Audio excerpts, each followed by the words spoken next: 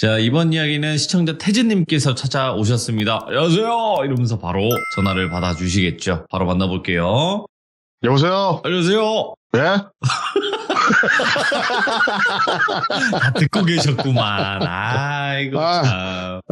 늘 똑같은 거 하면 지겨워하십니다. 약간 새로운 변화도 필요하고 그런 겁니다. 알겠습니다. 아이고. 아예 또 그게 또 시그니처가 될까 했는데 바꾸시네요. 아이고. 이거 약간, 친한 동생이 빙고 같다 그래가지고. 그런 매력인 거죠, 뭐. 네. 빙구는 매력이 아닙니다.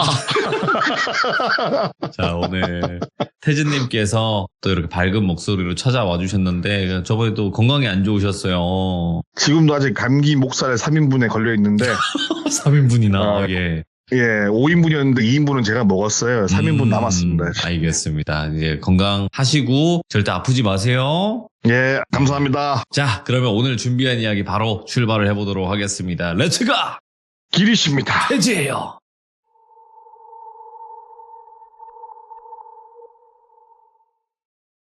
오늘의 이야기는 누구나 한 번쯤은 겪어볼 수도 있고 주변에 뭐 이런 비슷한 이야기를 들어봤을 수도 있는 그런 이야기예요. 요 시대 배경을 말씀드리자면은 스마트폰 초창기 시절에 랜덤 채팅 어플이 있었어요. 이 어플의 특징은 내가 적은 메시지를 조그마한 종이배에 새겨서 물에 둥둥 띄우면은 그 글이 적힌 배가 망망대해를 뭐 둥실둥실 돌아다니면서 그 배에 적힌 글귀를 읽는 누군가가 답장을 해주면 매칭이 되는 그런 어플인데 배가 둥둥 흘러가면서 점점 멀어지면서 내가 발신한 지역에서부터 조금씩 거리가 늘어나는 그런 구조인데 대체적으로 메시지가 뭐 예를 들어서 오늘 신림 사거리 7시 번개하실 뭐 여성분 구합니다. 혹은 남성분 구합니다. 같은 내용처럼 번개를 한다거나 그 당시 뭐 젊은 남녀들이 꽤나 쓰던 사람이 또 어플이에요. 그 위의 세대들은 영화 접속에서처럼 인터넷 채팅으로 만나거나 이랬지만은 스마트폰이 나오면서 채팅 어플이라는 게 생겼고 지금은 솔직히 모르는 사람하고 채팅을 하거나 그런 게 약간 꺼려지는 분위기고 좀 안 하게 되잖아요. 네. 모르는 번호도 안 받는 시대니까. 당시에는 뭐 단순한 만남 혹은 즐거운 술자리, 모임용으로 많이 사용을 했습니다. 아무튼 어플 설명은 여기까지 하고 이 어플을 설명드리는 이유는 당시 알고 지내던 이 어플에 미친 동생이 있었어요. 그래서 이 어플을 사용해서 생겼던 일에 대해서 오늘 들려드릴 건데 이 동생은 이성과의 만남이 삶의 목적이고 그런 놈이었어요. 오늘도 언제나 주인공은 똘비로 칭하겠고 이 동생도 저랑 같이 음악을 하던 동생이었어요. 근데 음악만 하기 아까울 정도로 얼굴도 반반하게 잘생겼고 공연장을 가거나 공연을 하고 이러면은 여성 팬들이 꽤나 많았던 아이예요. 근데 이 녀석이 음악을 하는 이유는 딱 한 가지예요. 걸들을 만나기 위해서. 그렇다고 말할 정도로 음악을 하는 이유가 그 정도로 뭐 이성과의 만남에 진심인 동생이었고 주말이면은 홍대 놀이터 혹은 헌팅 잘 되는 술집에 들락날락거리면서 나 음악하는데 라고 약간 꺼드럭거리면서 공연 티켓까지 팔고 뭐 영업을 하면서 여자를 꼬실 정도로 그런 아이인데 요즘 말하는 이제 여미새 같은 그런 건데 앞서 말씀드렸다시피 그 배가 나오는 어플을 사용하면서 수많은 이성들 만났고 거기에 주말에 홍대 뭐 술집 돌아다니면서 뭐 만난다고 말씀드렸잖아요. 그때 저는 대림동에 살고 있었어요. 제가 그 동네 살 때는 제가 좀 약간 금전적으로 힘들던 시기라서 다른 일을 병행하면서 음악을 하고 있었고 그 똘비란 녀석 집은 꽤나 잘 사는 동생이었어요. 매번 술자리를 하거나 밥을 먹자고 해서 만나면은 동생이 계산을 했고 그날도 저는 집에서 작업을 하던 도중에 똘비에게 한 통의 전화를 받게 됩니다. 형님 여기 구로디지트 단지역 앞인데 지금 시간 되면 술 한잔 하자 라는 식으로 연락이 왔었고 딱히 할 것도 없었던 저는 그 자리에 참석하기로 합니다.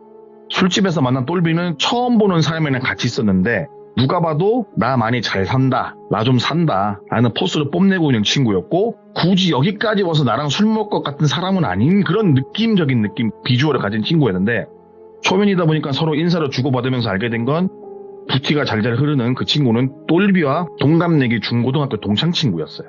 어느 정도 재력이 있는 집안의 아들이었고 마찬가지로 이 친구도 이성에 대한 만남이 이제 인생의 넘버원인 그런 이제 딱 끼리끼리 논다의 표본이었습니다. 그때 그 동생과 그 동생분 친구분이.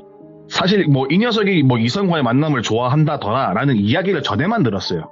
그 전에도 그렇고 제가 직접적으로 보거나 그런 건 없었고 주말마다 뭐 만나고 번개도 많이 하고 번호도 많이 따고 뭐 이런 기타 등등 행동들은 저랑 있을 때 하거나 저한테 그런 후일담을 말하거나 딱히 그런 건 없었기 때문에 저는 그냥 그 당시 뭐 만났는지 딱히 관심도 없고 저에게 관심 받게 일이고 당시 저는 여자친구도 있기도 해서 불러도 안 나갔어요 사실. 그냥 그렇구나 뭐 그런 애구나 라는 정도에 그쳤는데 그날따라 술을 먹기 시작하는데 동생이 그런 얘기를 하는 거야. 조심스럽게 한마디 하는 게 형님 사실은 제가 랜덤 채팅 어플을 하나 했는데 형 오기 전에 한번 심심해서 배를 한번 띄웠다. 근데 이 근처에 산다고 하더라. 그래서 형님한테 물어보고 내가 불렀어야 되는데 여기로 오라고 했는데 혹시나 형 불편하시면은 오지 말라고 하려고 하는데 네. 뭐 괜찮으시면 그냥 합석해서 놀다가 애들 보내고 진하게 우리끼리 한잔하는 거 어떻겠냐라고 말을 하는 거야. 그래서 처음 느낀 건 불편하게 사람 불러놓고 모르는 사람 부른다는 걸 솔직히 좋아하는 사람 별로 없잖아요. 좀 약간 어이가 없긴 했지만은 그 당시 이 녀석하고 해야 될 얘기가 되게 많았어요. 음악적인 얘기도 많았고 뭐 여러 가지 얘기가 많았는데 어차피 늦게까지 먹고 우리끼리 한잔 한다는 그런 얘기를 하니까는 적당히 먹다가 보내겠거니라는 단순한 마음에 그래 대신에 왔는데 좀 빨리 보내라. 우리도 할 얘기 있으니까는 이런 식으로 하고 허락 아닌 허락을 해줬죠. 그렇게 술을 한 잔, 두 잔 먹고 뭐 이런저런 이야기도 하고 그런 와중에 아까 말했던 그 어플로 꼬셨던 여성분들이 오셨어요. 첫인상은 제가 뭐 어떤 영적인 기운이 대단히 있거나 이런 건 아닌데 그 사람이라는 게 직감적으로 뭔가 느껴지는 그런 게 있잖아요. 직감. 말로는 표현하기 힘든데 사람을 딱 봤을 때 뭔가 쎄한 느낌을 가진 사람들이 있어요. 뭔가 가까이 하고 싶지 않은 사람이라든가. 근데 그 여성분들이 딱 문을 열고 들어오는 순간부터 저희가 있는 테이블로 걸어오는 그 짧은 찰나에 그때 기분을 떠올리자면은 뭔가 기분이 더럽다고 해야 될지 아니면 그냥 이건 아닌데 네. 이거 아닌 것 같은데 라는 느낌이라고 해야 될지 뭔지 모르는 복잡 미묘한 기분을 느꼈는데 그때 확실히 제가 느낀 감정은 집에 가고 싶다 라는 욕구가 58,000% 반전해서 끌어오르기 시작했어요. 그리고 전 동생들 쳐다봤죠. 동생들은 진짜 마음에 든 건지 아니면 마음에 드는 척을 하는 건지 모르겠지만은 그냥 얼핏 봐도 딱히 싫은 표정은 아니었던 것 같아요. 네. 그도 그럴 것이 외관상으로는 진짜 아무런 문제가 없는 분들이었거든요. 길 가다가 한 번쯤은 휙 하고 돌아보게 만들 것 같은 빛나는 외모라기보다는 개성, 느낌, 스타일리시하다고 말할 수 있는 그냥 단순히 이쁜 얼굴을 떠나서 이쁘긴 이쁜데 약간 되게 매력적인 그런 분들이었어요. 네. 근데 저는 그런 분들을 보면서도 뭔가 되게 쎄하고 집에 가고 싶고 그냥 기타 등등 말로 표현하기 힘든 감정이 올라왔었고 그래서 제가 또 요번 이야기를 준비하면서 그때 정확하게 감정이 뭐였을까라는 생각을 했는데 그냥 제가 앞에 말씀드린 그 감정이 다인 것 같아요. 그걸로밖에 표현이 안 될 것 같더라고요. 그래서 아무튼 그분들의 외모를 그 당시에 더듬어서 말씀을 드리자면은 그 여성 한 분은 드레드락이라고 하는 레게머리가 있습니다. 오, 예. 굵은 레게머리인데 저도 옛날에 그런 머리를 하고 다녔는데 여성분이 그런 머리를 하고 있는 거는 한국에서 적어도 동양인 여성 한에서는 전 처음 봤어요. 다른 한 분은 머리가 긴데 생머리 길게 늘어뜨리고 머리에 윤기가 잘잘 흐르면서 되게 뭐라고 해야 될까? 반짝반짝한 검은색 머리라고 해야 되나? 그런 스타일이었고 미모도 괜찮으셨고 그것보다 분위기가 두 분 다 되게 특이했었어요. 그러니까 술자리니까 술 한 잔 두 잔 먹고 이런저런 이야기를 하는데 저는 좀 자리가 많이 불편해서 술이 목구멍으로 들어가는지 콧구멍으로 들어가는지 모르겠어서 적당히 그냥 예의상 어느 정도 시간이 흐른 뒤에 일이 있다고 그냥 똘비한테 말하고 나중에 술자리 끝나면 연락을 달라라는 말을 하면서 좀 자리를 먼저 비켜줬어요. 그냥 뭔가 그때 그 느낌은 그냥 더 있기 싫었고 불편했고 네. 돌이켜보니까는 그냥 본능적으로 내가 거부를 했구나 라는 생각이 들었어요. 그렇게 이제 술자리를 파하고 저는 혼자 집에 갔고 하루에서 이틀 정도 지나서 똘비가 저의 집을 찾아오게 돼요. 찾아와서 형 그날 왜 이렇게 일찍 가셨냐 걔네들 진짜 재밌고 좋았는데 라고 말을 하는 거예요. 그러면서 그런 이야기를 시작으로 그 똘비의 친구는 네개머리 여성분과 잘 안 되었고 자기는 긴 생머리 여성분과 잘 돼서 오늘 또 보기로 했다 라는 이야기를 하는 거예요.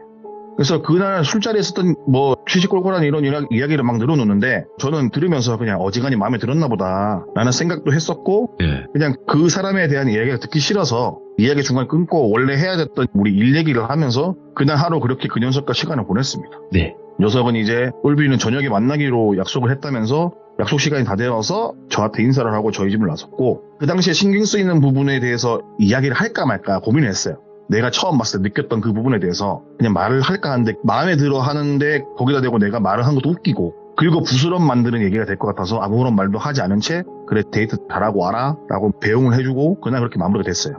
저도 그때 금전적으로 힘든 시기다 보니까는 생업이 되게 바빴어요. 이래저래 바쁜 생활을 하고 있었고 이것저것 하다 보니까는 한 달이 거의 훌쩍 지나가고 있는 무렵에 적어도 일주일에 한두 번은 꼭 연락이 오거든요. 이 똘비가 최소한 격주로 얼굴은 비추고 가는 아이였어요. 시간대가 잘 맞으면 며칠 연속 저랑 같이 시간을 보내던 그런 애인데 그 데이트 이후로 딱 연락이 끊어진 거예요. 저도 사는 게 바쁘다 보니까 한 달 정도 지나가고 있을 때 그 돌비한테 전화를 해봤더니 신호음만 가고 전화를 안 받아요. 그냥 바쁜가 보다 그 당시에는 그렇게 생각을 하고 연락이 당장 안 된다고 뭐 뭔 일이 났구나라고 당장 생각하면 다시 오버잖아요. 그러려니 하고 부재중 보면 전화가 오겠지라는 생각을 했고 그 생각을 하고 정확히 2달 뒤에 연락이 왔어요.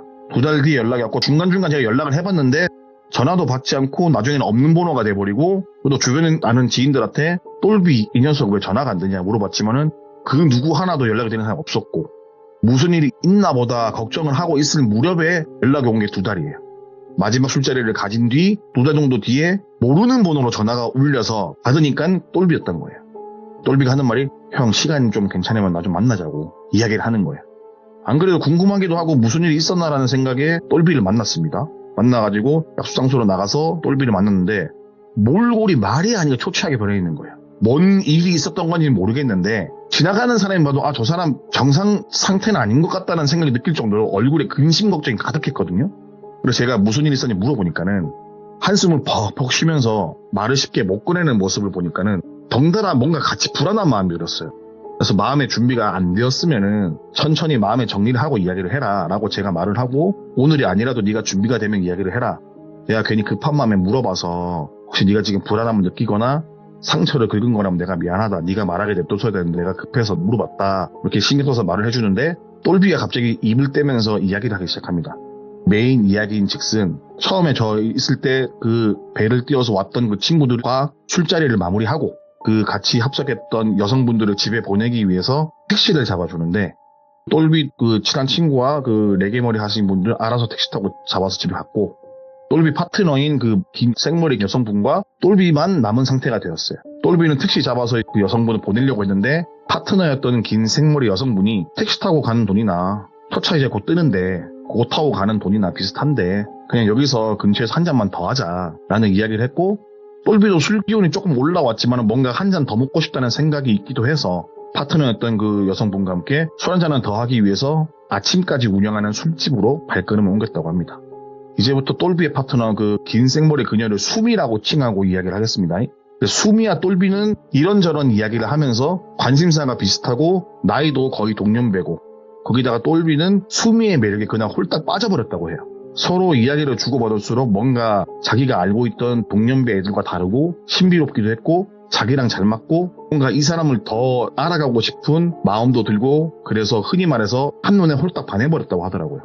뭐 이야기를 할수록 성숙미도 느껴지고 너무 좋았는데 그렇게 그날 아침까지 술을 마시고 지하철역에서 배웅을 해주고 그 똘비 본인도 택시를 타고 집으로 갔다고 합니다. 집에 도착해서 나 도착했다는 문자를 보내고 수미도 그런 문자에 답장을 해주고 이런저런 이야기를 주고받다가 서로 잠이 들었고 그 일이 있고 나서 이틀 뒤에 저희 집에 와서 그 이야기를 한 거죠. 만나러 간다 뭐 이렇게 말을 하면서 이렇게 두 번째 만나러 가지러 나갔을 때 약속 장소에 있는 수미의 모습을 보고 아, 이 여자가 내 인생의 종착지구나 라고 느낄 정도로 단단히 빠져버리게 된 거예요. 그 흩날리는 긴 생머리 그리고 모든 게 다 마음에 들었대요. 그래서 카페에서부터 들어오는 모습 해가지고 심장이 쿵쾅거리고 너무너무 좋아서 절대 놓치고 싶지 않다는 생각을 그 당시에 했다고 합니다. 예. 콩깍지가 단단히 씌인 상태가 됐고 그렇게 데이트를 하고 집에 가는 길에 수미한테 사귀자고 말을 했어요. 수미도 한치의 망설임 없이 흔쾌히 그래 우리 사귀자 라는 답을 받은 뒤 둘은 본격적으로 교제를 시작했다고 합니다. 교제를 시작하고 나서 매일매일 만나서 할 것도 딱히 없는데 카페에서 뭐 알콩달콩 이런저런 얘기도 하고 영화도 보고 여느 커플이 그러하듯이 뭐 차 끌고 교회로도 나가고 바람도 쐬고 맛집 다니고 이러면서 하루하루 정말 너무 기분 좋은 데이트를 하고 사랑을 키워나갔다고 하더라고요. 그렇게 몇 날 며칠이 지나고 저녁에는 술도 한두 잔 하면서 데이트를 즐기고 있는데 솔직히 똘비의 마음은 더 깊은 진도로 나오고 싶은 마음이 굴뚝 같았대요. 근데 더 깊은 사랑을 확인하는 그런 부분에 있어서 수미가 철벽방어 아닌 철벽방어를 했다고 하더라고요. 그런 일이 있으면서 며칠이 더 흐른 뒤에 어느 날 술 한 잔 두 잔 먹으면서 똘비는 또 한 번 자신의 진심을 전했어요. 근데 수미는 아직 우리 만난 지 얼마 안 됐으니까는 조금만 더 시간이 지나고 우리 사랑이 더 깊어지면은 그때 서로 확인을 하자라는 식으로 돌려서 말을 했고 똘비는 그냥 마음을 계속 확인하고 싶은 마음이고 거부하는 수미에게 그날은 왜 그랬는지 모르겠지만은 진짜 매달리듯이 졸랐다고 해요. 1시간은 지나고 2시간은 지나고 3시간은 지나고 시간이 많이 흘러서 어느 정도 지났는지 모를 정도로 쪼르고 조르고 매달리는 와중에 수미가 한숨을 푹 쉬면서 정색을 했다고 해요. 그래서 그 모습에 똘비가 내가 너무 속물처럼 보였나 보다. 그만해야겠다 하는 생각을 똘비가 했는데 그런 정막이 흐르는 사이에 수미가 나지막히 이야기를 합니다. 예? 좋다. 네가 원하는 마음의 확인해주겠다. 근데 난 솔직히 말해서 좀 더 알아간 다음에 천천히 진행하고 싶었는데 나도 솔직히 너 많이 좋아하고 이렇게 너무 많이 거절하는 것도 아닌 것 같으니까는 서로의 마음을 확인해보자라는 이야기를 했고 그날부터 서로의 마음을 확인하기 시작했고 똘비는 뭔가 세상 모든 걸 다 가진 것 같은 느낌까지 받을 정도로 너무 좋았대요. 아무튼 그렇게 둘의 사랑은 깊어지고 만남을 계속 이어가는 와중에 이제 여자친구랑 있다 보니까는 친구들과의 관계가 소홀해지게 된 거예요. 그러던 어느 날 딱히 데이트 약속을 잡은 날이 없고 집에서 쉬는데 때마침 친구들이 만나자고 하는 거예요. 피곤하고 쉬고 싶었지만은 여자친구 만나는 동안 친구들을 못 봤기 때문에 미안한 마음에 친구들 만나서 함께 PC방에서 게임을 하고 있었어요. 그러다가 전화가 와요. 수미한테. 수미는 어디냐고 물어봤고 친구들과 게임방에 있다 말을 하니까는 아니 수미는 무슨 게임방이냐 지금 나와서 나랑 데이트하자 이런 식으로 약간 앙탈 부렸대요. 그래서 똘비가 웃으면서 오랜만에 친구들 만나서 즐겁게 게임도 하고 술도 한잔 하려고 하는데 지금 내가 나가면 친구들한테 욕먹을 것 같다 라고 말해도 똘비였고 근데 한편으로는 또 수미랑 있는 것도 너무 좋았기에 수미를 보러 갈까라는 마음도 반이었대요. 잠시 머뭇거리고 있을 때 그걸 지켜보고 있던 친구가 장난삼아서 전화기를 뺏어서 수미씨 죄송한데 오늘 하루만 우리 똘비 빌려주세요. 저희도 연애 초에 방해는 안 하고 싶은데 그래도 맨날 보던 친구놈이 요 근래 연락도 안 되고 잘 못 보니까는 오늘 딱 하루만 빌려주시면은 잘 쓰고 반납을 하겠다 이렇게 말을 했어요. 유머러스하게. 근데 갑자기 수화기 넘어서 그런 소리가 들리는 거예요. 야 똘비 받고 미친 X야 이런 소리가 들리는 거예요. 그것도 엄청 크게. 순간 친구와 똘비는 벙찌는 상태가 되었고 옆에 있는 다른 친구들까지 하던 게임을 갑자기 손에 놓고 일제히 전화기를 들고 있는 친구를 바라보게 된 거예요. 제가 방금은 작게 말했지만 엄청 크게 말했어요. 당황한 건 모든 사람들 다 당황을 했고 친구는 네 죄송합니다 하면서 전화기를 똘비에게 넘겨주었죠. 순간 수화기 너머로 들었던 소리를 듣던 똘비는 내가 뭐 잘못 들었나? 뭐지? 이런 생각을 했고 전화를 받자마자 자기야 라고 말을 하는 순간 너 이 미친 새끼야 이게 무슨 매너야 전화를 왜 바꿔줘 내가 우스워? 너 이 새끼 뭐하는 새끼야 라고 고래고래 소리를 지르는 수미의 모습에 내가 알던 수미가 맞나? 이거 뭐지 장난치는 건가? 뭐지? 라는 생각이 어안이 벙벙해졌고 친구들은 게임이고 나발이고 내팽개쳐두고 똘비를 쳐다보고 있더래요. 순간 똘비는 이렇게 이목을 집중해서 안 되겠다는 생각에 잠시 PC방을 나와서 전화를 다시 받으니까는 야 대답 안 해? 이게 무슨 매너야 뭐 하자는 거야 이 미친 새끼 하면서 소리를 지르는 거예요. 일단 뭐 친구가 갑자기 뺏어서 바꿔준 부분이 기분이 나쁠 수도 있잖아요. 그래서 연신 미안하다고 똘비는 말을 했대. 내가 그러려고 한 게 아니라 친구 뺏어서 그렇다. 수미는 지금 당장 만나서 이야기하자 이런 말을 하기 시작했고 갑자기 벌어진 일에 정신 차릴 틈이 어딨어요. 친구들에게 가서 이러이러해서 이러이러 하니까는 내가 갔다 와야겠다라고 하니까 친구들도 야 그래 잘 달래주고 내가 그러려고 그랬던 건 아닌데 미안하다 라는 이야기를 전에 듣고 이제 차에 시동을 켜고 수미를 만나러 가면서도 야 이게 무슨 일이지? 뭐지? 라는 생각이 머릿속에 끊임없이 의문부호를 만들어내고 있었지만은 일단 최대한 수미 입장에서 그래 갑자기 전화 받으면 기분 나쁠 수 있겠다 라는 생각을 하고 수미를 만나러 가요. 가는 도중에도 뭐라고 말하지? 기분을 어떻게 풀어주지? 라는 생각밖에 없었대요. 그래갖고 수미를 만나기로 한 장소에 도착해서 문을 열고 들어갔는데 들어가기 전에 그 똘비가 생각하기에 수미가 화가 머리끝까지 나서 들어서자마자 뭐라고 하면 어쩌지라는 생각에 안절부절 못했고 당황을 했지만은 이게 큰 잘못인가라는 생각도 한편 했었고 에라이 모르겠다고 들어갔는데 소름 돋는 부분은 수미가 앉아있는데 왜 이제 와? 얼마나 오래 기다렸는데 진짜 마치 아무 일도 없던 것처럼 방금 전화까지는 화를 냈지만은 내가 언제 화를 냈냐는 듯한 목소리의 표정 그리고 분위기로 똘비에게 말을 하는 순간 똘비는 등골이 오싹해졌다고 하는 거야. 몰래카메라야? 뭐야? 왜 이러지? 그 사이에 기분이 풀린 건가? 아니 그 정도로 화를 내고 그 사이에 기분이 풀렸다고? 왜? 이렇게 금방 풀릴 거 왜 그렇게 화를 냈지? 이런 생각 기타 등등 막 오만 가지 생각을 하고 있는데 떨떠름하기도 하고 어쩔 줄 몰라는 똘비 모습 바라본 수미가 넌지시 말을 건네는 거야. 왜 그래? 무슨 일 있어? 친구들이랑 잘 놀다 온 거 아니야? 언제 한번 친구들 봐야 하는데 나중에 자리 한번 만들어서 정식으로 인사시켜줘. 친구들 보고 싶네. 라는 이야기를 하면서 슬슬 웃으면서 똘비 손을 잡았다고 하더라고요. 똘비는 순간 뭐야 뭐 하는 거지? 그 난리를 피워놓고 친구들을 보여달라고? 몰래카메라인가? 뭐지? 그러니까 이런 생각이 머릿속 스쳐 지나갔지만은 입으로는 그래 알겠어 그래 조만간 친구들 한번 보자. 친구들도 뭐 자기 보고 싶어 한다 라는 말 말고는 다른 어떤 말도 할 수가 없었다고 하더라고요. 그 순간 물어보고 싶은 게 많고 화가 난 거 아니었냐부터 시작해서 이것저것 알고 싶은 게 많았지만 꼭 참아내고 기분이 풀렸으면 된 거지라는 생각으로 좋게 좋게 이해하고 물어보지 않고 똘비는 그 상황을 넘어갔다고 하더라고요. 여기서 저는 든 생각이 왜 안 물어보고? 미친 여자 아니야? 예. 소름 돋네 라고 생각할 수 있지만은 막상 그 상황에 처한 당사자가 되어보면 그냥 뭐 어떻게든 뭘 해야 될지도 모르겠고 물어보기 좀 그렇고 그렇다고 내가 대려 화내기도 뭐한 상황이었다. 아무쪼록 예. 어떻게 해야 될지 모르는 상황인데 일단 기본적으로 이런 상황을 태어나서 겪어보지 못한 상태에서 맞닥뜨리니 그냥 내가 뭘 어떻게 해야 돼 답이 그 당시 때 내려지지 않았다라고 똘비가 말을 하더라고요. 그렇게 진짜 아무 일도 없는 것처럼 그때 그 시간부터 데이트를 하고 밥도 또 먹고 뭐 커피도 마시고 뭐 이렇게 기분 좋게 하나의 뭐 그냥 작은 해프닝을 끝내고 데이트를 하기 위해 똘비는 노력을 했어요. 늦은 시간에 대해서 집 앞까지 데려다주고 집으로 가려는 똘비를 수미가 잡더니 오늘 밤 같이 있자고 말을 하는 거예요. 아까 전에 있더니는 새까맣게 데이트하면서 잊어버렸던 똘비였고 최대한 좋게 생각하고 풀어버렸던 똘비였고 수미하고 같이 있는 게 더없이 좋았던 똘비는 찜찜한 마음은 지워버린 지 오래인 양 그날도 그렇게 같이 밤을 보냈다고 하더라고요. 근처 숙박업소 들어가기 전에 술도 하나 사고 간단한 안주거리도 사고 들어갔는데 그렇게 술도 한두 잔 마시고 잠자리에 들었다고 하더라고요. 그리고 똘비가 잠이 들어서 어느 정도 시간이 흘렀을 때 자면서 살짝 깨게 되었다고 합니다. 비몽사몽한 눈을 살짝 뜨고 바라보니까는 수미의 품 안이었고 예. 수미는 침대에 반쯤 걸터 앉아서 연신 똘비 머리를 만지고 있었다고 하더라고요. 자다가 깬 상황에서 똘비는 수미한테 야, 자기야 뭐해 안 자고 왜 내 머리를 쓰다듬고 있어 라고 말을 하니까는 그렇게 말을 하면서 수미를 쳐다봤는데 흠칫 놀랐다고 하더라고요. 쳐다본 수미의 모습은 초점이 흐릿한 눈으로 똘비를 바라보면서 웃으면서 연신 똘비의 머리를 만지고 있었는데 그 모습이 뭔가 괴이하고 무섭고 그런 느낌이 들었다고 하더라고요. 똘비는 수미를 바라보면서 자기야 뭐해? 라고 재차 물어보니까는 수미가 초점 흐릿한 눈빛으로 연신 쓰다듬던 머리를 잠시 멈추면서 민국이 너 나 배신하면 뒤지는 거야. 넌 나만 사랑해야 하고 넌 나만 좋아해야 하는 거야. 다시는 아까처럼 무례한 행동하지 말고 나만 바라보고 나한테 충성해. 라는 이야기를 하게 되었고 그 이야기를 들은 똘비는 민국이? 나 똘비인데?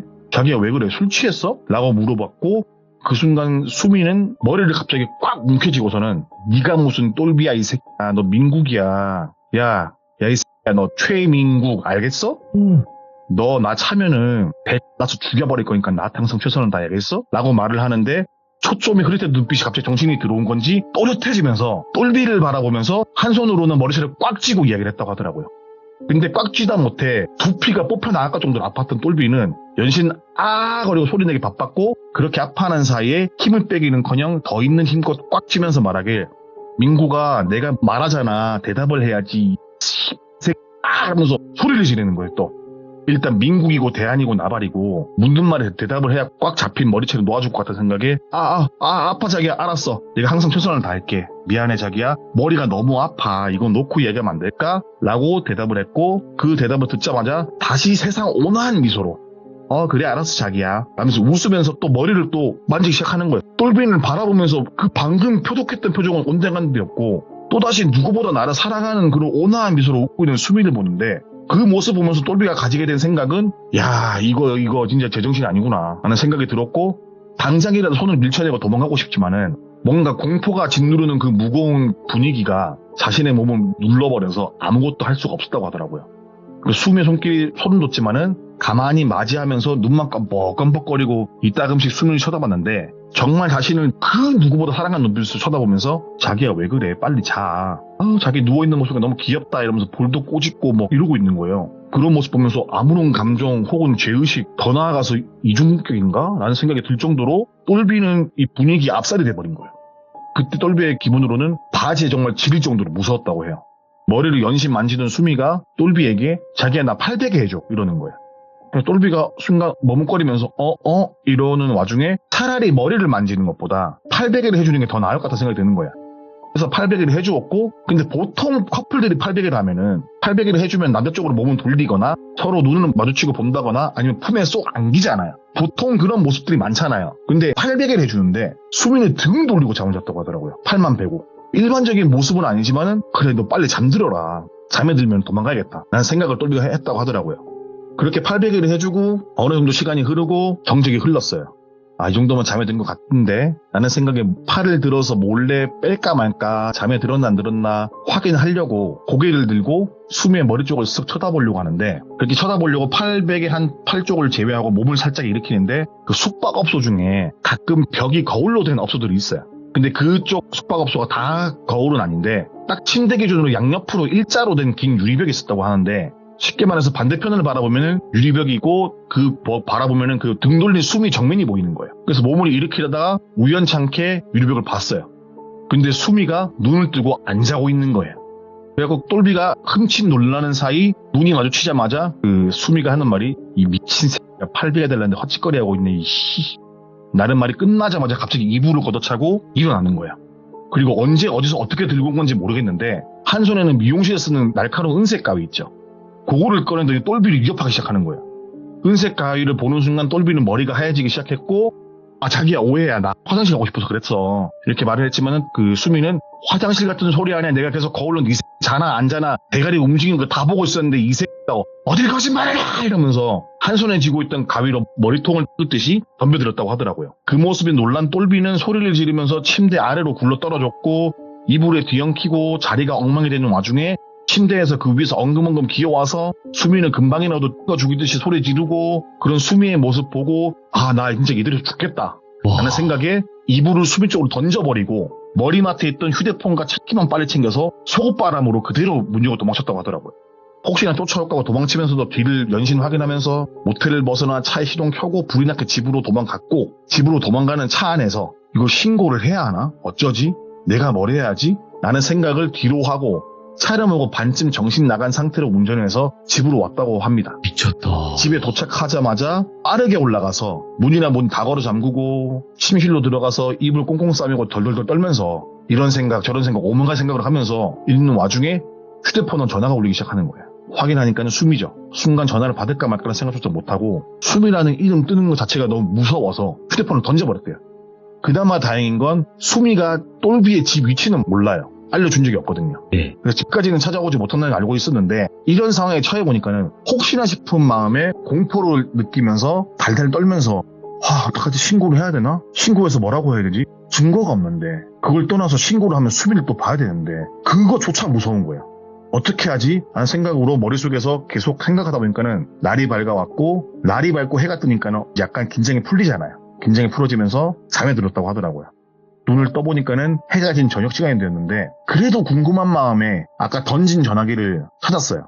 어찌나 멀리 던졌는지 방에서 거실 구석까지 날아간 거예요. 휴대폰을 바라보니까 전원이 나갔는지 폰은 꺼져 있었고 충전을 하고 전화기를 딱 켜고 확인하던 똘비는 다시 한번 등골이 오싹했다고 하더라고요.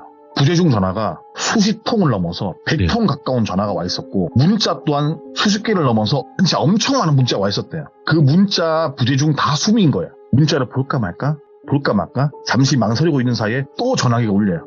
수미인 거예요. 받을 용기는커녕 진동이 울리는 순간 충전하고 있던 휴대폰 다시 꺼버리고 구석에 던져놓고 아주 큰 패닉에 빠져있던 똘비는 또 다시 한번 112 신고해야 하나? 말아야 하나? 근데 결과론적으로 신고를 한다고 해도 증거가 없잖아요, 막말로. 예. 지금 와 있는 문자나 부재중 이걸로는 아무런 것도 안 돼요. 흔한 연인 사이의 다툼 정도로만 볼 게 분명하고 문자 내용을 제대로 확인하지는 못했지만 이게 과연 증거가 될까? 라는 생각에 그래도 혹시 뭔가 나를 죽이겠다 욕이라도 적혔으면 이거는 신고 가능할 수 있는 부분이니까는 그런 내용이면 신고를 하자라는 생각에 폰을 다시 주워와서 켜서 문자 확인을 했다고 합니다. 폰을 켰을 때 그래도 다행스러운 건 전화는 안 왔고 그 문자 내용을 확인하는데 그 문자를 읽는 순간 이거 진짜 미친구나 정신 아니구나 느낀 게 뭐냐면은 욕이 적힌 게 아니라 자기 어디야? 갑자기 왜 뛰쳐나가 전화 안 받아? 걱정돼 전화 받아. 자기야 전화 받아. 왜 그래? 무슨 일이야? 화났어?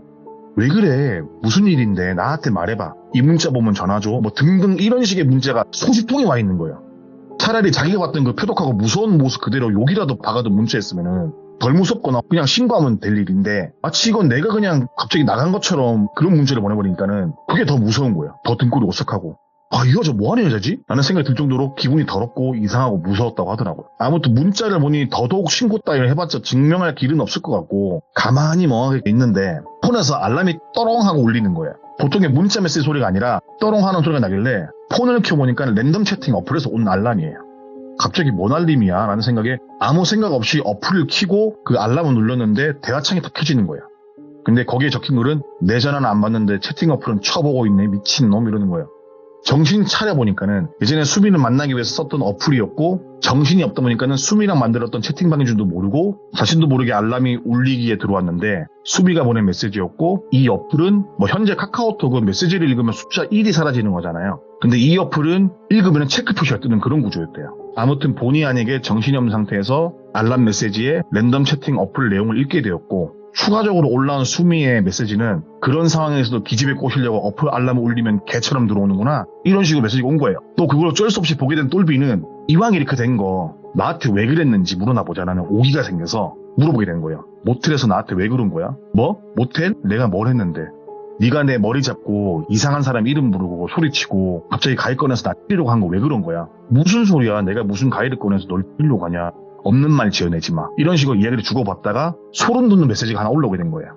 근데 집에 불 꺼져 있는 거 보니까는 집은 아닌 것 같고 네 차도 안 보이는 거 보니까는 집이 아니네? 너희 집 5층 아니야? 이런 메시지를 읽게 되는 거예요. 아까 말씀드렸다시피 수미는 똘비 집을 몰라요. 근데 집 주소 다 맞춘 거예요. 근데 다행스럽게도 차는 원래 늘 지상 주차를 하는데 그날은 왜 그랬는지 모르겠는데 지하에 차를 주차했대요. 근데 이 똘비가 살고 있는 집 지하 주차된 구조가 약간 특이한 구조라서 일반적으로 여기 지하 주차장이 있는지 잘 모르는 경우가 많아요. 단순히 위에 봤을 때 늘 대던 자리에 똘비 차가 없으니까는 집에 불도 꺼져 있으니까 안 들어왔나 보다 라고 생각했던 거고 그 얘기를 듣는 순간 야 이거 보통 미친놈이 아니구나 라는 생각을 했다고 하더라고요.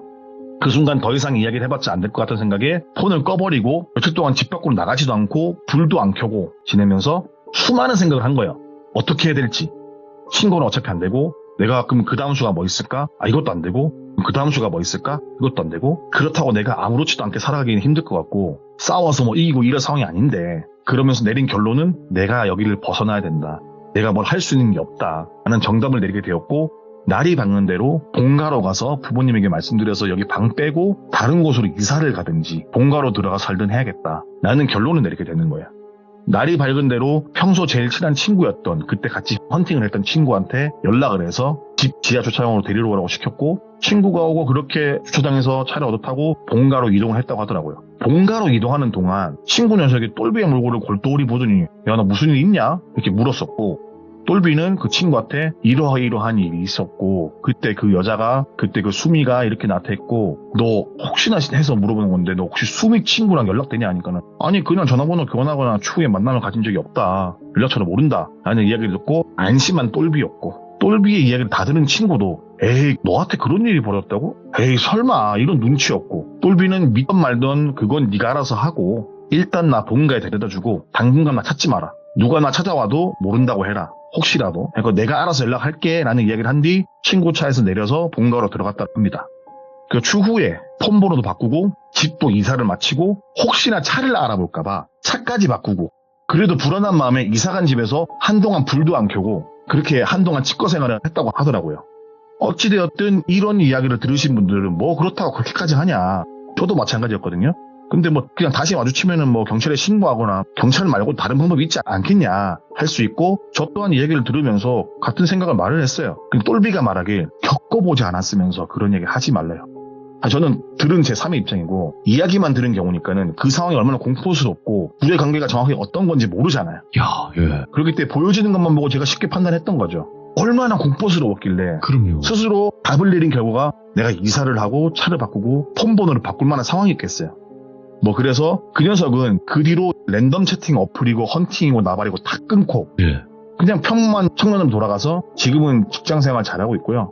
아무래도 오늘 이야기가 전반적으로 스토리를 손질을 좀 많이 했어요. 약간 잔인한 부분은 별로 없지만 야한 부분이 좀 많아서 그 부분은 약간 다 각색하고 뺄 거 많이 빼고 이야기를 드리는 점 참고로 부탁드리고 오늘 이야기는 그냥 대충 이러한 일이 있었다라는 정도로만 생각을 해주셨으면 고맙겠습니다. 야, 진짜 두 사람이라고 표현해도 무방할 정도의 이야기네. 이거 완전 다른 사람이네. 저는 이 이야기 듣고 오. 그 여자가 뭐 다른 사람한테 크게 대었던가 뭐 그랬던 것 같아요. 저는 들었을 때. 아무쪼록 그 녀석은 뭐 그 다음부터는 정신 차리고 살긴 하는데 예. 내일 또 좋은 데 간다고 전화 와가지고 예. 정신을 차린 건지. 조심해야 돼, 진짜로. 너무너무 조심해야 되는 세상이에요. 오늘 맞습니다. 태진님께서 이야기 너무 잘해주셨기 때문에 다음에 또 오셔야 됩니다. 아시겠죠? 예, 다음 주에 또 감기 목살 3인분에서 2인분까지 줄여서 오겠습니다. 꼭 오세요! 예, 다음 주는 양념 목살로 들고 오겠습니다. 감사합니다! 예, 감사하십시오. 네. 자, 여러분들, 안녕하세요! 바로 또 태진님이 찾아와 주셨습니다. 바로 모셔보도록 할게요. 여보세요. 이 엇박자네요, 오늘. 항상 박자를 가지고 노는 비트 위에 나그네가 되기로 했습니다. 잠깐이지만 제가 숨을 못 쉬었거든요. 아, 그러십니까? 인공호흡이 네. 필요하시면 말씀하시면 준비되어 있습니다. 왜냐면, 이쯤 시작하려고 숨을 못 쉬겠더라고요. 원래 범접할 수 없는 사람 앞에 보면은 숨 턱 막히고 그러잖아요. 그치. 그런 느낌 받아들였습니다. 호랑이나 이제 사자를 맞닥뜨렸을 때 맞습니다. 숨이 멎는 듯한 느낌을 받는다고 하는데 아마 그런 의미지 않을까요? 맞습니다. 제가 그거 포식자 하겠습니다. 저희 무슨 대화하는 거죠 지금? 처음 보시는 분들은 뭔 얘기를 하는 거야 서로 이렇게 생각을 하실 수도 있겠네요. 그냥 토크죠. 그냥 토크 뭐. 예. 의미가 없어요, 그죠? 예. 네, 의미가 맞습니다. 뭐 딱히 있는 건 아닌데 그냥 토크지 뭐.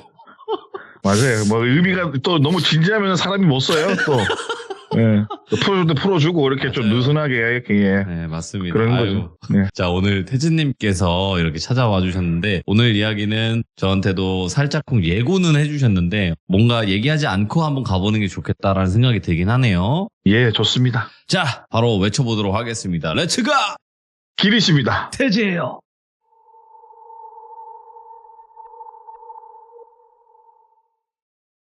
이번 이야기를 들려주신 분은 그냥 평범한 인간 사람입니다. 그냥 사회생활 하시는 형님이시고 현재 지금은 한국에서 거주하지 않고 캐나다에서 이민을 간 상태이시고 이야기의 주인공은 그 형의 아버지의 이야기. 정확히 말하면 아버지가 그 형님을 낳기 전에 겪었었던 이야기를 풀어보려고 하는데 오늘의 주인공은 늘 그렇듯 똘비라고 칭하고 이야기를 시작하겠습니다.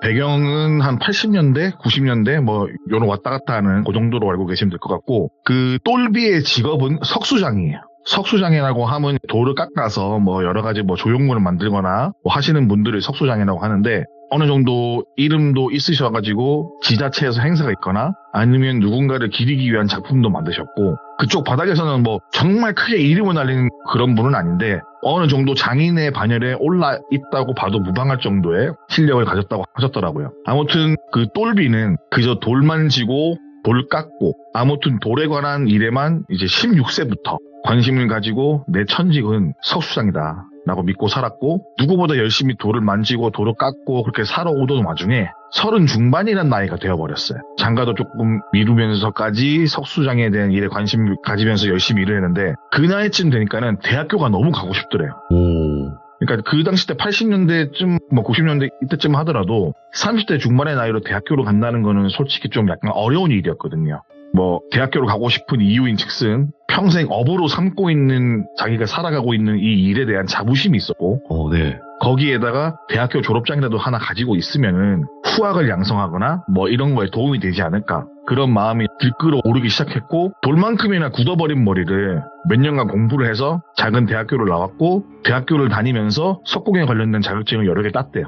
그러면서 어느 정도 전문성까지 갖춘 사람이 되었는데 이제 이렇게 대학교를 나오고 자격증도 따고 이렇게 하다 보니까는 어릴 때는 그냥 누가 시키면 아무런 생각 없이 돌을 깎았는데 그때부터는 머리에 들어가는 지식들도 제법 많은 상태였고 대학교 졸업장이란 타이틀이 다른 석수장애들에 비해서 꽤나 식자층 같은 느낌도 들다 보니까는 지체가 그래도 약간 있으신 높으신 분들이 개인적으로 주문이나 의뢰를 많이 해주셨고 지역에서 벌어지는 나란 일에도 왕왕 부름을 받아서 작업을 해주기도 하고 아무튼 그때가 그 똘비 인생에서 꽤나 잘 나가기 시작했던 첫 걸음이었어요. 돌을 다루고 뭐 그런 일에 관심이 많은 젊은 청춘들도 심심치 않게 밑으로 들어오면서 작업도 하고 교육도 하고 그런 생활을 병행해서 일을 하셨고 어릴 때부터 그냥 덧없이 즐겨했던 한복은 어느덧 그의 트레이드 마크가 되었고 한복에 묻은 돌가루며 그리고 수염에 묻은 돌가루들이 한층 더 그를 전문적인 모습으로 그리고 또 예술가적인 면모를 가질 수 있게 했던 시기였다고 합니다. 오. 아무튼 그저 어릴 때는 만드는 게 좋았고 밥 벌어먹고 살기에는 좋은 기술이라고 생각했는데 누구보다 열심히 일을 했지만은 대학교를 나오고 이런 세월이 좀 반복이 되니까는 어느 순간부터 선생님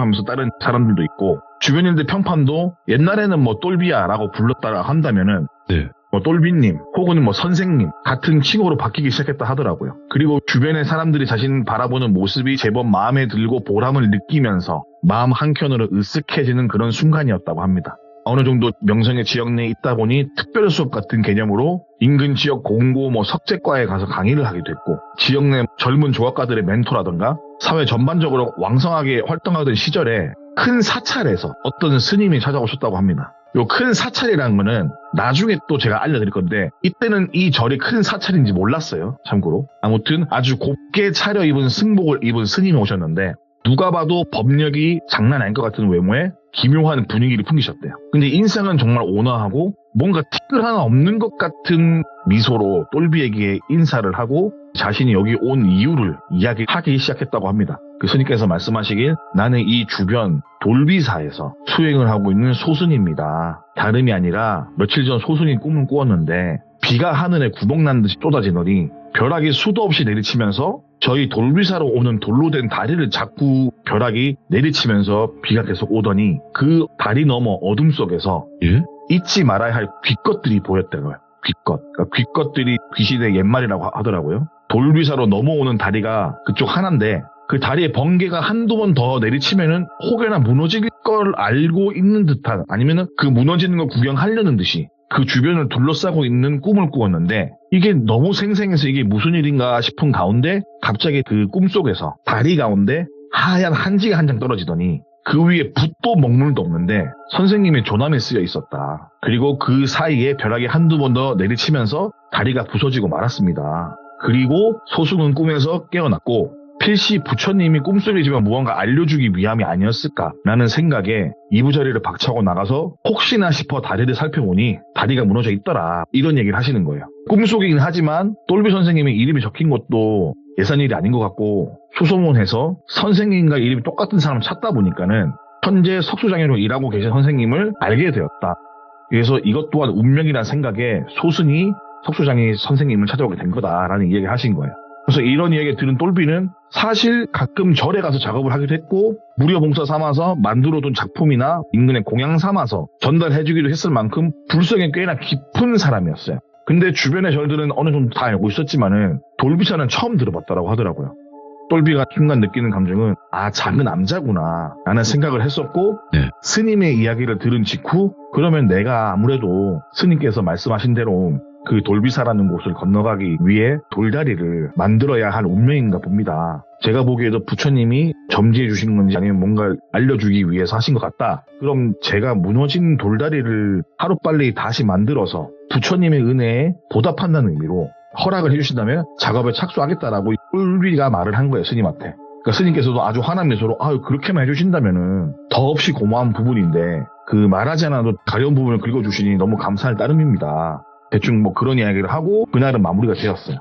그리고 스님께서 적어주신 돌비사의 주소가 적힌 종이를 받아들고 스님이 떠나시는 걸 배웅을 해드린 뒤에 돌다리에 대한 작업을 구상하기 시작했어요. 일단 먼저 내일 아침에 일어나서 그 절을 찾아가서 돌다리가 어느 정도의 길이나 폭으로 만들어야 하는지 봐야겠다라는 생각을 했고 아침 일찍 분주하게 움직일 생각에 평상시보다 일찍 잠에 들었다고 합니다. 그렇게 똘비는 잠에 들었고 그날 꿈에 낮에 스님이 말했던 그 꿈을 똑같이 꾸게 되는 거예요. 비가 옥수에 쏟아지고 번개가 내리치고 다리가 무너졌고 돌비사 건너편에 있는 깃것들이 마치 뭔가를 기다리는 듯 무너진 다리 주변을 왔다 갔다 했고 똘비는 돌비사 일주문, 그러니까 절의 제일 첫 번째 문을 일주문이라고 한다 하더라고요. 일주문 앞에 서서 그 광경을 지켜보는데 손에는 망치와 정이 들려 있었고 그걸 확인하고 앞을 보는 순간 숲속 저기 멀리서 형태가 보이는 건 아닌데 아주 엄청난 한기, 귀기, 모르는 그런 기운을 뿜어내는 무언가가 서서히 이쪽으로 다가오는 그 느낌을 받았다고 하더라고요. 그리고 꿈에서 깨게 되었다고 합니다. 그래서 꿈에서 깨는 순간부터 이거는 보통 꿈이 아니다 라는 생각으로 해가 뜨려면 한 두어 시간 남았지만 불이 나게 준비해서 평소에 자신을 잘 따르던 제자 한두 명을 급하게 깨워서 돌비사로 빠르게 갔다라고 하더라고요. 그렇게 돌비사 인근에 도착해서 주변을 둘러보니 스님이 말씀하신 대로 다리는 무너져 내려앉아 있었고 무너진 다리를 쳐다보니까 어떤 스님 한 분이 일주문 앞에서 가부좌를 들고 무언가를 외우듯이 중얼중얼대면서 앉아서 주문을 외우고 계신 거예요. 아직은 해가 다 뜨지 않은 시간이라서 어두운 환경에 눈을 적어가면서 바라보고 있다 보니까는 자세히 보니 어제 왔던 그 스님인 거예요. 그 스님이 똘비의 인기척을 느낀 건지 주문을 외우시는 걸 멈추시고 일어나시는 거예요. 그리고 똘비를 향해서 환한 미소로 합장과 함께 맞이해 주셨다고 합니다. 그래서 똘비가 스님께 물어보길 아니 스님 이 새벽에 혹시 무슨 시간에 연부를 외우고 계십니까? 라고 말을 하니 스님께서 말씀하시길 혹시나 귀것들이 혹여나 일주문 주변으로 넘어올까봐 항마진언이라고 하는 불경을 외웠다고 하더라고요. 근데 이걸 외우다 보니 벌써 시간이 해가 뜰 시간이 된지 몰랐다 라는 이야기를 듣게 되는 거예요. 아무튼 일을 하러 왔잖아요. 어떤 스님이 이야기를 듣고 일을 시작했다고 합니다. 그 길이도 재고 다리를 어느 정도 높이로 할 것인지 뭐 전문적인 계산부터 해가지고 뭐 이런저런 일을 하면서 측량 같은 걸 하고 있는데 측량을 하다가 문득 든 생각이 하나 있었다고 하더라고요. 사실 똘비가 한 보름 전에 아무 이유 없이 돌다리 하나를 도면 같은 걸 만들어둔 게 있는 거예요. 근데 그 사이즈랑 지금 무너진 돌비사 다리 사이즈랑 제면제수 똑같은 거예요. 이렇게 올리고 저렇게 올려야겠다라고 다 알아보니까는 바닥부터 해가지고 돌부터 해가지고 다 이게 뭐 아치교, 뭐 교각, 강바닥 이런 것들이 다 똑같더래요. 자기가 미리 구상해둔 설계도랑 똑같은 거예요. 근데 보통 그런 일은 있을 수가 없다라고 하더라고요. 그래서 그 모든 게 마치 이날을 위해서 미리 마치 내가 재단을 한 것처럼 단 1mm의 오차도 없이 일전에 만들어 두었던 돌다리 설계도와 딱 맞아떨어졌다고 하더라고요. 근데 이게 말이 안 되는 게 직접 보고 만들지 않는 이상 돌다리는 뭐 널돌, 뭐 결구 방식 이런 돌의 상판 길이 부가적인 많은 요소에 따라서 바뀌는데 같은 장소, 같은 땅 상태라도 직접 작업 들어가면 작업 방법이 달라지는데 이건 마치 뭐 보지도 않은 걸 내가 마치 미리 알고 있던 것처럼 단 하나의 오차 없이 딱 맞게 이렇게 만들어졌다는 거예요, 설계도가. 그때 똘비가 느낀 건 이건 내가 꼭 해야 될 일이라고 부처님께서 미리 내려주신 일이구나. 이 일은 생각보다 빨리 끝나겠구나 라는 생각을 하게 됩니다.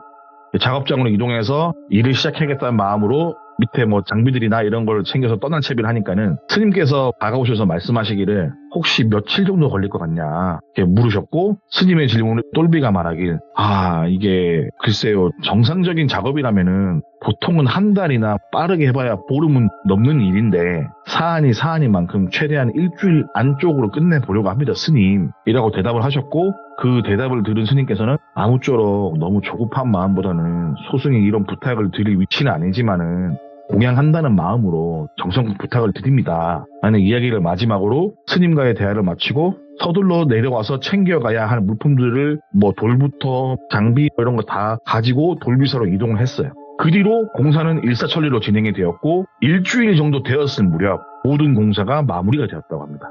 공사가 끝나갈 무렵 똘비는 스님에게 넌지시 말을 건넸다고 하더라고요. 스님, 원래 이거 돌다리 공사라는 게 이러이러하고 이러이러한데 그래서 시간이 이만큼 걸리는데 제가 이 일을 마치 맡을 것처럼 며칠 전에 이 공사를 해야 될 운명인 것처럼 설계를 다 끝낸 어떤 작품이 하나 있었는데 그것이 이곳 다리에 딱 맞는 다리고 거기다가 때마침 제가 마치 공양을 드려야 된다는 듯이 돌도 아주 좋은 돌들이 때마침 들어왔다. 요 근래 들어와서. 그래서 어느 작업보다 수월하고 빠르고 튼튼하게 마무리 지을 수 있었다. 라는 이야기를 스님께 전달해 드렸고 스님은 마치 다 알고 있다는 듯한 온화한 미소로 고개를 끄덕끄덕 거리시더니 똘비손에 작게 무언가를 지어주시는 거예요. 똘비는 이게 뭔가라는 생각에 손을 바라보니까는 작은 염주가 하나 지어져 있는 거예요. 스님께서 말씀하시기에 소승이 지금 당장 드릴 거라고는 차고 있던 염주 말고는 없다. 하지만 이 염주가 보살님에게 꼭 필요한 순간이 올 거다. 라면서 지어주시면서 합장을 올리시고 계시는데 그때 똘비가 훨씬 돈을 받을 마음도 아예 없었고 공양하는 마음으로 하는 거라서 뭐 그런 마음 없었는데 스님이 또 차고 계시던 염주를 주니까는 기분이 좋더래요. 그냥 뭔가 모르게. 그래서 아이고 스님 감사합니다 하고 합장을 하고 서로 인사를 마치고 스님은 절의 일주문으로 들어가셨고 똘비는 스님이 주신 염주의 온기가 채 식기도 전에 팔목에 염주를 찼어요. 그리고 공사 끝난 현장 모든 주변 정리를 마친 뒤에 산을 내려와서 다시 집으로 왔다고 합니다. 이렇게만 이야기가 끝날 거면은 이번 이야기 되게 시시한 거잖아요. 근데 이번 이야기에도 어느 정도 반전이 있어요. 자, 일단 산을 내려오고 정확하게 보름 뒤에 교통사고가 심하게 났어요. 똘비가. 어느 정도로 심하게 났냐면은 뒤에서 졸음운전을 하던 덤프트럭 기사가 앞에 정차해 있던 똘비의 포터를 제대로 보지 못해서 뒤에서 거의 밟고 지나가다시피 밀고 나갔어요. 근데 밀고 나가는 와중에 조수석은 터널 입구 기둥에 부딪히면서 완전히 찌그러지고 덤프트럭은 뒷 화물칸이랑 조수석을 밟고 지나갔는데 운이 좋게도 똘비가 타고 있던 운전석만은 밟지도 않고 크게 부딪히지도 않고 그냥 양쪽 팔 골절사 정도로만 입은 사건이 발생했다고 하더라고요. 누가 봐도 이거는 죽는 사고인데 양쪽 팔 골절사 정도로만 끝나는 사고로 이어진 거죠. 차는 찌그러진 깡통이 되어 있는데 운전석만 멀쩡했고 앞유리도 운전석은 급만 심하게 가는 상태로 운전석 제외하고 조수석이나 짐칸 뭐 이런 것들은 형체도 알아보기 힘들 정도로 찌그러져 있었고 그리고 사고 이후에 팔 깁스를 제거하는 날에 스님께서 주신 염주가 툭 하고 끊어지더래요. 그래서 이런 일이 좀 신기한 거예요. 스님이 주신 염주가 끊어진 것 그리고 스님이 일전에 말씀해 주신 내용 이런 것들이 신경이 쓰여가지고 안 되겠다. 스님한테 가서 인사 한번 해야겠다. 그래서 돌비사로 가서 인사라도 한번 드려야겠다. 라는 생각으로 퇴원 이후에 몸을 수술한 상태에서 돌비사로 갔다고 합니다. 산길을 꼬불에서 올라가니까 돌비사 일주분 근처 자신이 튼튼하게 만들어둔 돌다리가 보였고 그 인근에 뭐 이제 주차를 한 뒤에 돌다리를 건너면서도 혹시나 뭐 상한 부위가 없는지 한번 꼼꼼하게 또 보고 넘어갔대요. 네. 건너가면서 이렇게 다리 상태 괜찮다면서 일주문에 딱 들어서니까는 일주문이 닫혀 있더래요. 그래서 어떻게 문을 열어달라고 하나 이러면서 주변을 기웃거리면서 일주문은 쿵쿵 두들겨 보기도 하고 스님 하고 불러보기도 하고 막 이러고 있는 와중에 갑자기 일주문이 끼익 하고 열리면서 꽤나 젊은 스님 한 분이 나오셨다고 합니다. 반가운 마음에 똘비는 합장을 드리고 인사를 드리니까 그 젊은 스님이 약간 난감한 듯한 표정? 혹은 여기에 무슨 일로? 여기에 왜 약간 이런 표정을 지으면서 보살님 어쩐 일로 여기 오셨습니까? 라고 하는 거예요. 똘비는 약간 쭈뼛한 기운을 가지고 젊은 스님에게 그간에 있었던 일을 늘어놨다고 하더라고요. 네. 아, 내가 어떤 노승을 뵈러 왔다. 분명히 예를 들어서 원효라고 친다면은 원효 스님을 뵈러 왔다. 일전에 이러이러한 일이 있어서 스님이 잘 계시는지 궁금해서 보러 왔다. 라고 말을 하니 젊은 스님께서 흠칫 놀라는 표정으로 일단 무슨 일인지 모르겠지만 안으로 들어오십시오. 라며 똘비를 안으로 모시고 들어갔다고 하더라고요. 그리고 잠시 기다리라는 말을 하고 젊은 스님이 어디를 후다닥 이제 달려가더니 누가 봐도 이곳에서 주지 스님처럼 보이는 분이 헐레벌떡 뛰어나오시면서 똘비를 보고 합장을 하는 거예요. 그러면서 하시는 말씀이 아니 실례지만 원효 스님과는 무슨 일 때문에 찾으시는지 물어봐도 되겠습니까? 보살님 이렇게 물었고 똘비는 또 그간에 있던 모든 일을 다 설명을 했대요. 꿈을 꿔서 돌다리를 이렇게 했고 이게 이렇게 됐고 뭐 했는데 스님이 주신 염주를 받았는데 사고가 났고 이렇게 됐고 이렇게 돼서 왔다. 말씀을 드리니까 그 큰 스님께서 말씀하시길 분명히 저희 스님 맞긴 한데 그 보살님께서 말씀하시는 스님은 입적하신 지 10년은 되신 분이다. 그 입적하신 10년이 되신 그분을 배웠다는 게 개인적으로 생각으로 이해가 가지 않지만 살아생전 스님께서 하신 말씀을 되짚어 보면은 라면서 이제 말끝을 흐리는 거예요.